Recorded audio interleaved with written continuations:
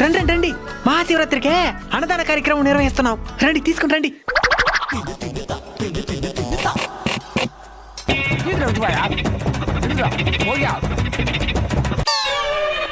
చెట్ల కనిపిస్తున్నా నీ కంటికా? తీసేయమంటారా? ఇంకో గంట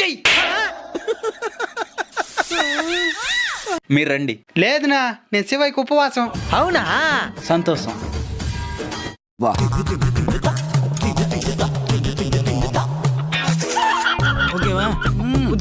ఎట్టుంది మచ్చా?